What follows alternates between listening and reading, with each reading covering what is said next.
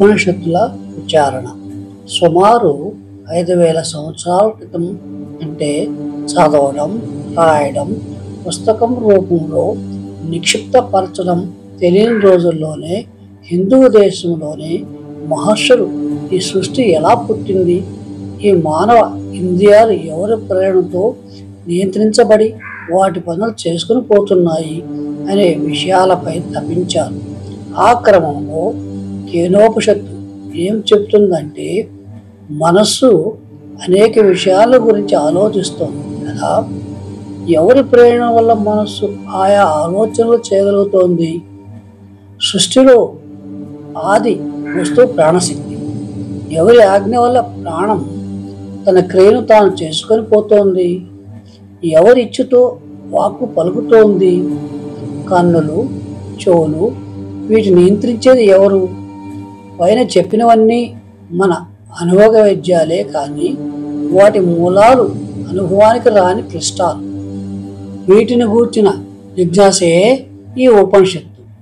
కేనోపనిషత్తు మన ఇంద్రియ రహస్యాలను ఛేదించదలుచుకుంటే శ్వేతాశ్వతరోపనిషత్తు ఇంకొక అడుగు ముందుకు వెళ్ళి కిం కారణం బ్రహ్మ కుతస్మజాత జీవామకేన క్వచ సంప్రతిష్ఠత అంటూ ఈ విశ్వం ఆవిర్భవించడానికి బ్రహ్మ కారణమా, ఈ సృష్టికి ఉపాదనా కారణం ఎవరు, మనము దేనివల్ల జన్మించాము, దేనివల్ల జీవిస్తున్నాము, మనము అనుభవిస్తున్న ఈ సుఖ దుఃఖాలకు అధికారి ఎవరు అంటూ సృష్టి స్థితి లయములకు కారకుల గురించి విచారణ మొదలుపెట్టింది.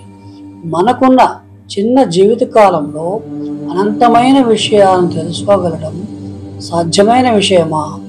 మరి దీనికి పరిష్కారం ఏమిటి అని ఆలోచిస్తూ ముందుకోపనిషత్తులో ఉపనిషత్కారులు తస్మిన్ భగవతో విజ్ఞాతే సర్వమిదం విజ్ఞాతం భవతీతి, ఓ భగవాన్, దేనిని గురించి తెలుసుకోవడం ద్వారా సర్వము తెలుసుకోబడుతుంది అని ఎంతో ఉత్సుకతో ప్రశ్నించారు. అంటే అప్పటికే ఈ సృష్టి అనే చిక్కుముడిని విప్పడానికి సర్వ సృష్టి ఒక మూల సూత్రాన్ని అనుసరించే జరుగుతోందని, దానిని ఛేదించవలసి ఉందని అభిప్రాయానికి వచ్చేశారు. వీటన్నిటికీ సమగ్రమైన జవాబు బృహదారణ్యకోపనిషత్తులో యజ్ఞవల్క్య మహర్షి ఇస్తాడు. ఆత్మవారే ద్రష్టవ్య శ్రోతవ్యో మంతనవ్యో నిధిధ్యాసిత మైత్రేయీ ఆత్మనో వారే దర్శనేన శ్రవణేన మధ్య విజ్ఞానేన నేదం సర్వమిదం.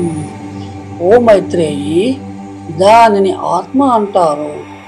దాని దర్శనం చేసుకోవాలి, వినాలి, మరియు దానినే ధ్యానం చేయాలి.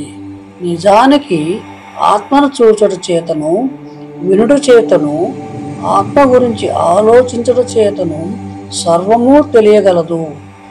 ఒక్క ఆత్మదర్శనం ద్వారానే సమస్తాన్ని అర్థం చేసుకోగల విజ్ఞానమే యోగ విజ్ఞానము.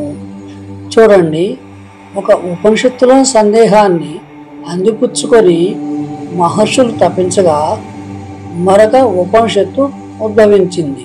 అలా సమిష్టిగా యోగ విజ్ఞానాన్ని పెంపొందించారు. సశేషం.